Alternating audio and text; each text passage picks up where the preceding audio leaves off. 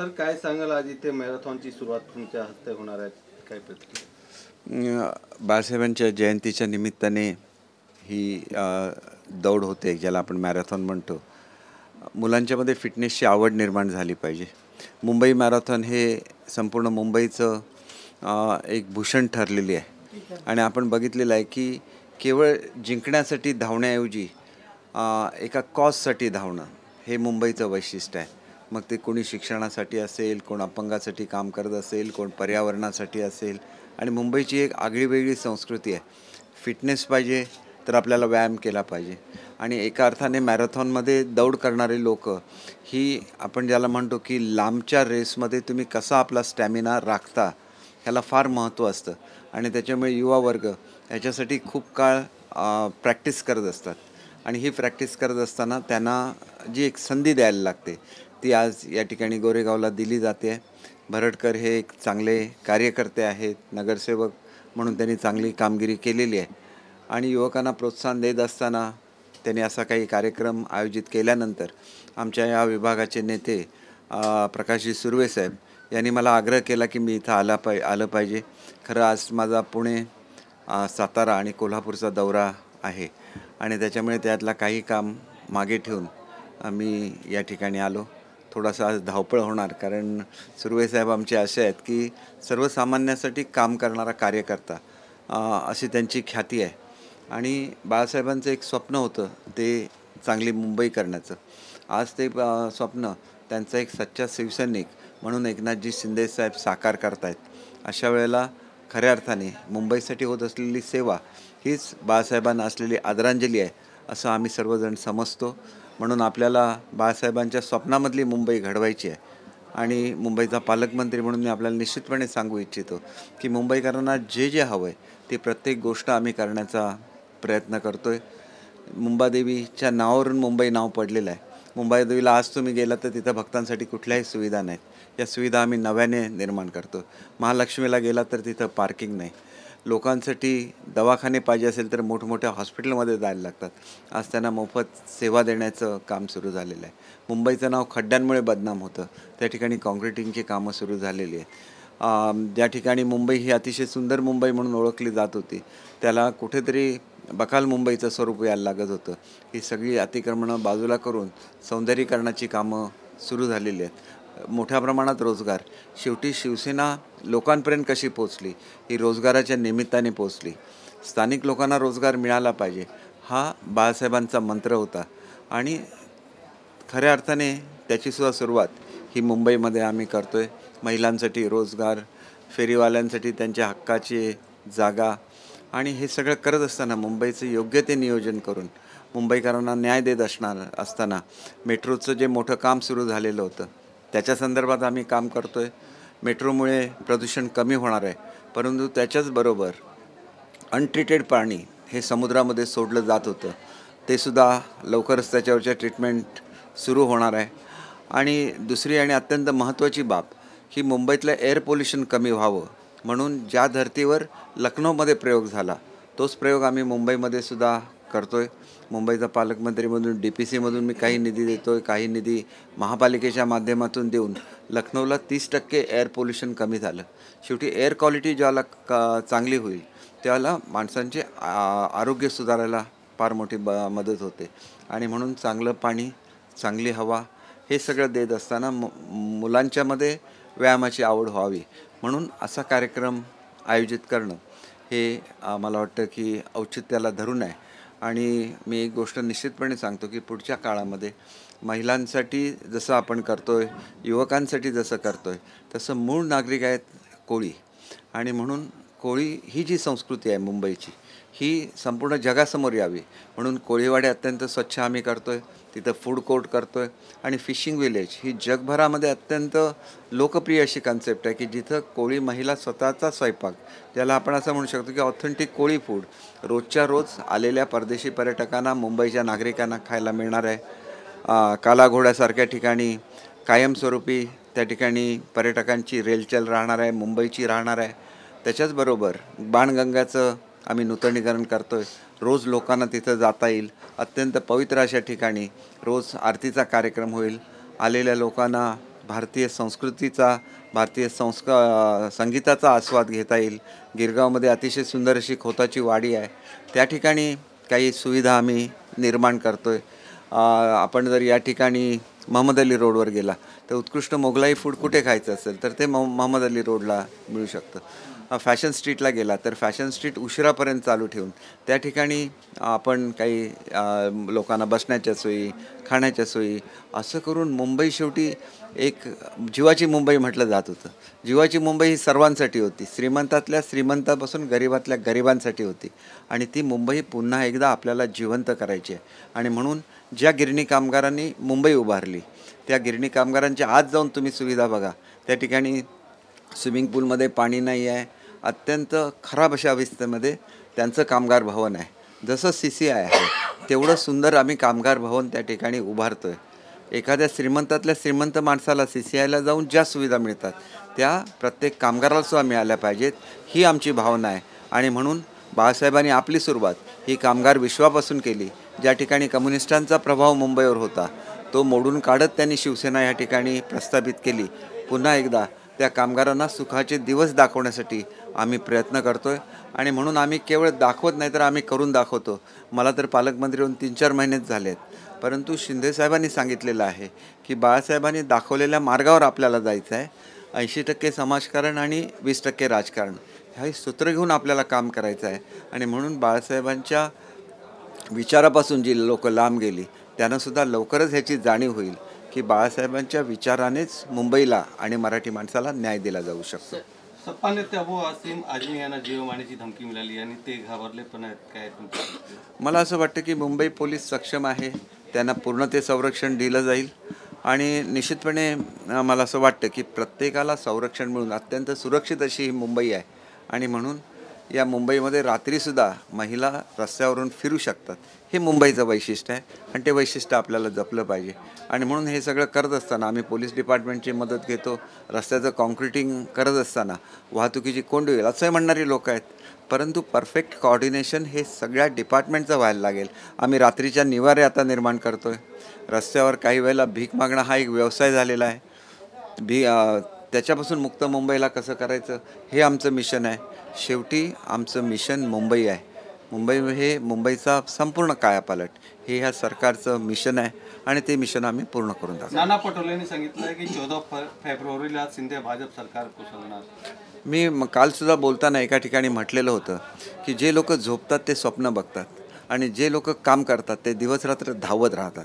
आणि म्हणून आमचे मुख्यमंत्री झोपत नाहीत, 2-2:30 वाजेपर्यंत काम करतात. आज मी 2:30 वाजता आलो गोरेगावमध्ये, परत मी 6:30ला तयार होतो. सुर्वेसाहेब रात्री 2-2:30ला आले, परत ते बोरिवलीहून माझ्याकडे आले. आम्ही लगेच मॅरेथॉनला आलो. आम्ही सकाळी 11 वाजता 12 वाजता कार्यक्रम करणारी लोक नाही, आम्ही जनतेतली लोक आहोत, जनतेची सेवा करणारी लोक आहोत. आणि म्हणून बाळासाहेबांचे खरे शिवसैनिक आम्ही आहोत. नवीन मंत्रिमंडळाच्या विस्ताराचं माझ्याप्रमाणे प्रकाश सुर्वेसाहेब सुद्धा वाट बघतायत. सगळेच मी गंमत केली त्यांची. ते असे एक आहेत की जे मला एकमेव सांगतात की काही नसलं तरी चालेल आम्ही, आणि एकमेव नाही तसं सगळेच आहेत. आम्ही 40 आणि 10 अपक्ष आलो. आम्ही सांगितलेलं होतं की ज्या दिवशी शिंदेसाहेबांना त्यांचा मान मिळेल, शिंदेसाहेबांचा अपमान झालेला होता, ज्या शिंदेसाहेबांनी एक शिवसैनिक म्हणून या ठिकाणी नेतृत्व केलेलं होतं, त्या ठिकाणी राज्यसभेची निवडणूक ही आपण हरल्यानंतर त्याचा जाब हा राष्ट्रवादीला विचारला गेला नाही. उलटी शिंदेसाहेबांवरची जबाबदारी काढून घेऊन त्या ठिकाणी तरुण मुलं ही ज्येष्ठ आमदारांवर जणू काय नजर ठेवत होती. म्हणजे ज्यांना राजकारण म्हणजे माहिती नाही, ज्यांनी कधी लोकसेवा केलेली नाही आहे, अशी मुलं जर दादागिरी करायला लागली आणि शिंदेसाहेबांसारखा एका ज्येष्ठ नेता की ज्याने बाळासाहेबांचा झेंडा हातात घेऊन त्या ठिकाणी एक धर्मवीर आनंद दिघे साहेबांच्या ह्याच्याखाली एक लढा दिला, एक खरा शिवसैनिक म्हणून काम करून दाखवलं, त्यांच्यासारख्या ज्येष्ठ नेत्याला ज्यांना खरं तर मुख्यमंत्री व्हायचं वचन दिलेलं होतं उद्धव साहेबांनी, ते अशा लोकांना लांब ठेवून त्यांचा ज्या प्रकारे अपमान केला गेला राज्यसभेच्या ह्याच्यानंतर विधान परिषदेमध्ये, त्याला विधान परिषदेमध्ये सीट त्यांनी जिंकून दाखवली.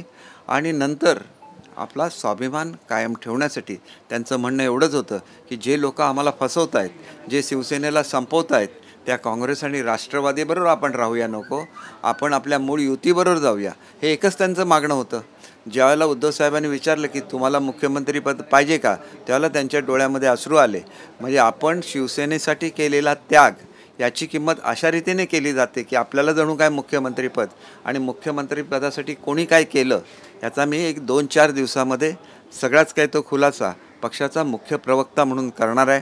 आणि त्यावेळेला सर्वसामान्य शिवसैनिकाच्या लक्षात येईल की आपल्याला कुठेतरी आपली दिशाभूल केली जाते.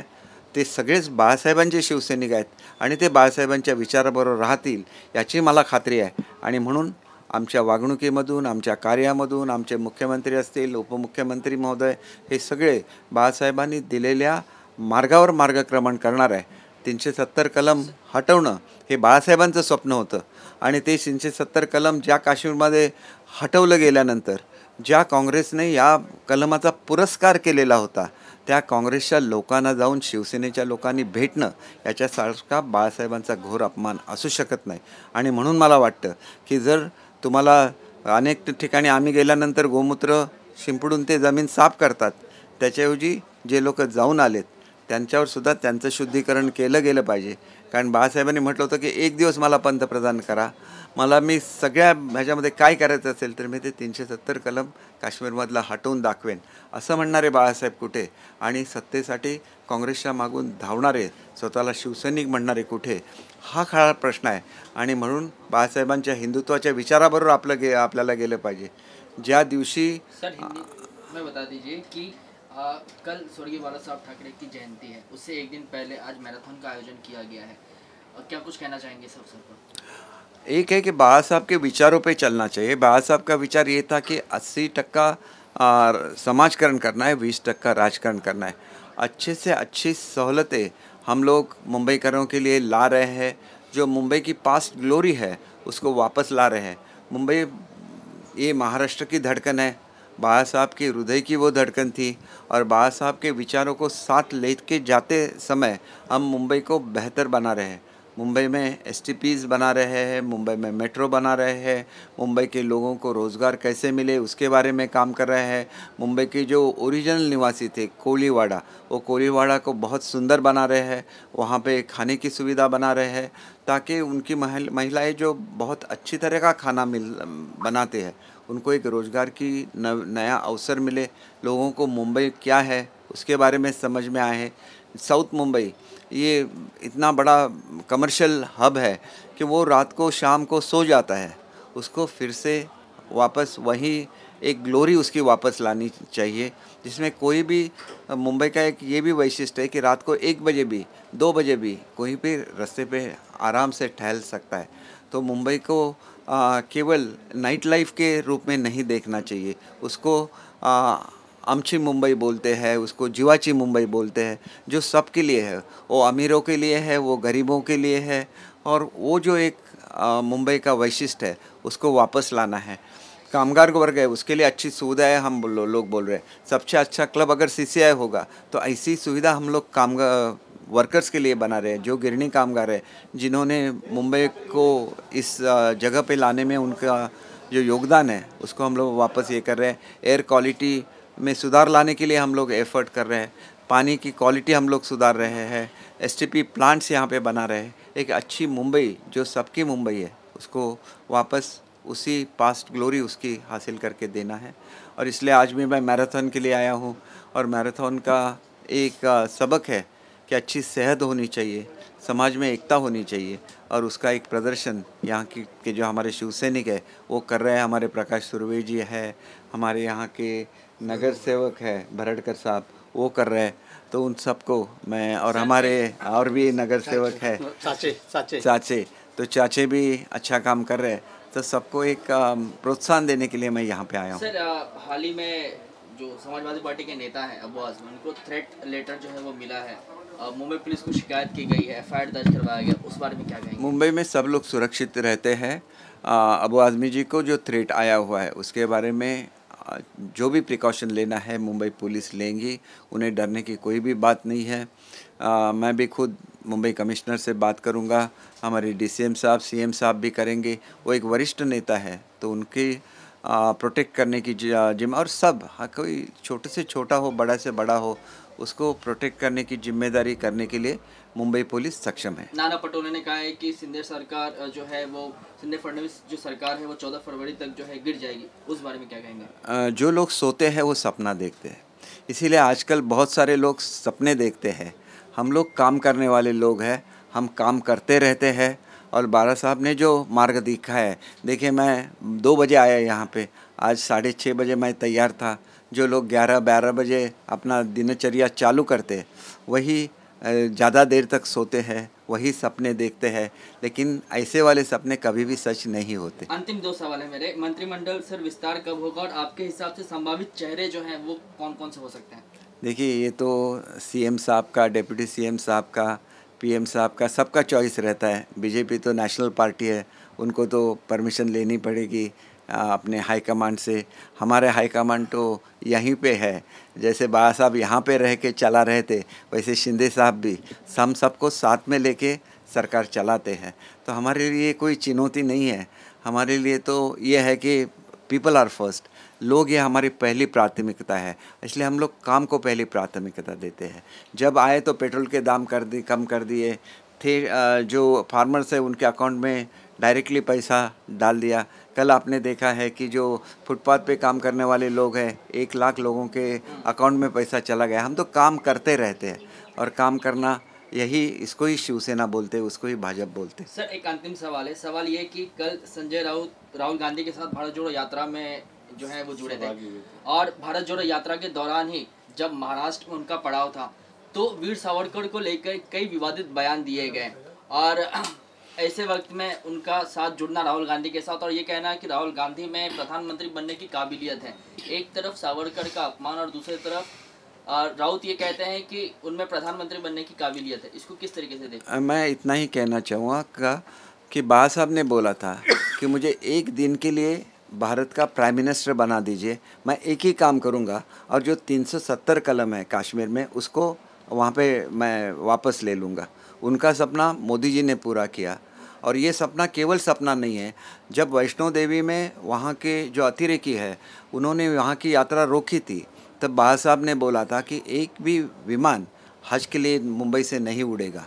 ये किसी धर्म के या पंथ के खिलाफ नहीं है, हर किसी को अपने धर्म का वहाँ पे जो कार्य है वो करने की सहूलत है, इसलिए किसी ने किसी को रोकना नहीं चाहिए। उनका एक हिंदुत्व का बहुत बड़ा एक मतलब था कि जो हिंदुस्तान पे प्रेम करता है वो हिंदू है, ऐसे बाबा साहब समझते थे। और ऐसे बाबा साहब के सपनों को जो कांग्रेस अपोज कर रही थे, उनको कश्मीर में जाके मिलना, इतना बड़ा अपमान बाबा साहब का किसी ने भी नहीं किया, वो संजय राउत ने किया है, ऐसे मैं समझता हूँ। और इसीलिए जो लोग सत्ता के लिए कांग्रेस के पांव छूते हैं, जो लोग सत्ता के लिए राष्ट्रवादी के पीछे पीछे भागते हैं, उनको बाबा साहब का नाम लेने का कुछ भी हक नहीं है, ऐसे मैं खुद समझता हूँ। राहुल गांधी में वो पीएम कैंडिडेट देख रहे हैं, इसको आप किस तरीके से देखते हैं? देखिए, मैंने पहले ही बोला था कि जो लोग सोते हैं वो सपना देखते हैं।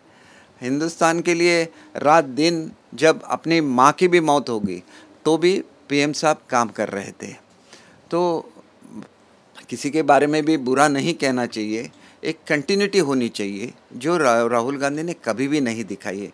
आज वो करते हैं, फिर एकदम से उसको छोड़ देते हैं और दूसरा ही कुछ वो ऐसे बोल देते हैं, जैसे यहाँ पे पद यात्रा की और महाराष्ट्र में आके सावरकर का अपमान किया। महाराष्ट्र जैसी जनता जिन्होंने सावरकर की हाल अपेष्टा देखी है, जिन्होंने वो स्वतंत्र के लिए किया है, उनको एक बार सेल्युलर जेल में एक दिन रहने के लिए बोलिए, वो कर नहीं सकेंगे।